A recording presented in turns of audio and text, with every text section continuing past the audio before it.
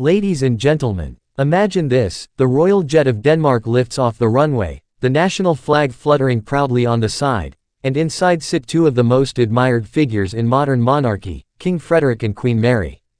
Once again, the royal couple is heading abroad, not for leisure, but for purpose. Their journey represents diplomacy, defense, and Denmark's ever-growing cultural reach. And this time, as Billed-Bladet revealed, some very familiar Danish faces might just be joining them. Now, when we hear royal visit, it's easy to imagine banquets, handshakes, and grand receptions. But what's really behind it? For King Frederik and Queen Mary, these trips are more than ceremonial, they're a bridge between Denmark and the world. Their upcoming journey, expected to take them to Latvia, is part of a broader effort to strengthen Denmark's relationships across Europe. And it's not just about politics. It's about showing who Denmark is, its creativity, its compassion, and its commitment to peace. According to the Royal House's official program, the visit will include meetings with Latvia's president, prime minister, and members of parliament.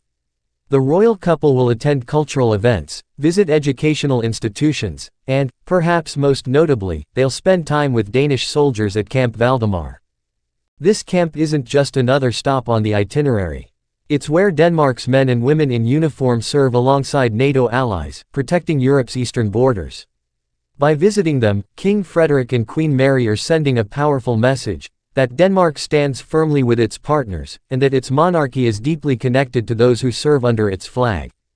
Now, here's where it gets interesting. Billed-Bladet, Denmark's beloved royal magazine, hinted that some well-known Danish personalities could accompany the royal couple during parts of the trip.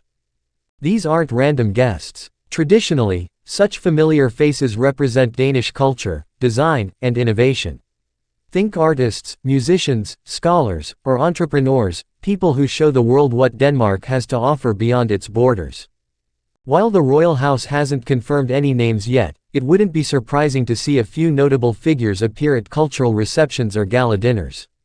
After all, that's part of what makes these visits so effective: they blend diplomacy with human connection. You see, state visits like this one are more than just royal photo opportunities. They're about what diplomats call soft power. Instead of negotiations or trade deals, soft power is about influence, winning hearts, not just minds. When Queen Mary greets young students in a Latvian classroom, or when King Frederik speaks with local leaders about cooperation and sustainability, they're not just performing royal duties, they're building friendships on behalf of Denmark. And when familiar cultural figures join them, the message becomes even stronger: Denmark is open, creative, and ready to connect. Of course, whenever the Danish royals travel, the media follows closely. Magazines like Billed-Bladet focus on the human stories, the smiles, the style, the moments that make royalty feel relatable. It's part of the magic. While official press releases focus on meetings and protocols, Billed-Bladet gives people what they love: glimpses behind the scenes, and a sense of shared pride in seeing the king and queen represent their nation. In many ways, King Frederik and Queen Mary are redefining what it means to be a royal couple in the 21st century. Their approach is not distant or ceremonial. It's active, engaged, and deeply human. This upcoming trip to Latvia shows that clearly: diplomacy mixed with empathy, statecraft woven with storytelling. Whether they're speaking to world leaders or soldiers in the field, they represent a Denmark that is steady, modern, and proud. So the next time you see headlines about their upcoming journey, remember, it's more than just another royal visit. It's a living symbol of Denmark's identity, where tradition meets progress, and where two people, King Frederik and Queen Mary, carry not just the crown, but the hopes of a nation.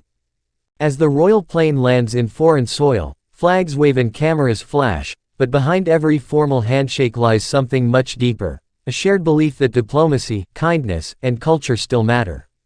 And perhaps, among those familiar faces joining them, we'll be reminded that every royal journey is also a story, one that belongs not only to the crown, but to all of Denmark. Thanks for watching. Please like, share and subscribe my channel.